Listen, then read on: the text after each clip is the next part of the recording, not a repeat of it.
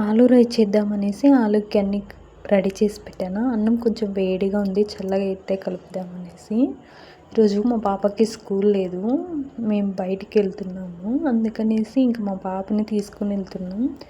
ఇవైతే అలసందలు ఉడకబెట్టేసి తర్వాత పెట్టాను. ఇంకా మా పాపని ఇంకా తీసుకొని వెళ్తే దావపడను అన్ని కుర్కురే లేసులు ఇలాంటివి అడుగుతుంది.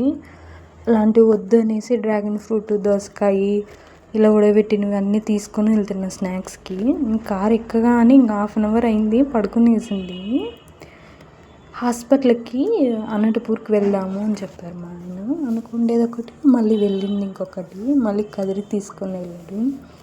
అంత దూరం ఎందుకులే జర్నీ అనేసి కదిరిలో ఈ హాస్పిటల్ తీసుకొని వచ్చాడా. చాలా బాగుంది హాస్పిటల్, చూడడంగా చాలా తొందరగా చూస్తారు. వెయిట్ చేయండి, కనీసం 1 గంట టైం పడుతుంది అని చెప్పారు. అలాగే 1 గంట టయానికి చూసేశారు. నన్ను ఎప్పుడెప్పుడు పిలుస్తారా అని వెయిట్ చేస్తున్నానా.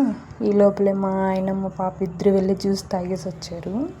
తర్వాత మళ్ళీ రెస్టారెంట్కి వెళ్ళాలి, తినాలి అనిందా, తీసుకొని వెళ్ళాడు మా ఆయన రెస్టారెంట్కి. అక్కడ వెళ్ళి చెప్పిన ఐటమ్స్ అయితే ఒకటి తెచ్చిన ఇంకొక గంటకి ఇంకొకటి తీసుకొని వస్తున్నాడు. ఫస్ట్ అయితే గోబీ తెచ్చిచ్చాడా, మళ్ళీ అదేదో ఫ్రై తీసుకొని వచ్చి ఇచ్చాడు. ఇంకా 2-3 రకాలు చెప్పామా, ఎంత టైం అయినా సరే అస్సలు తీసుకురాలేదు.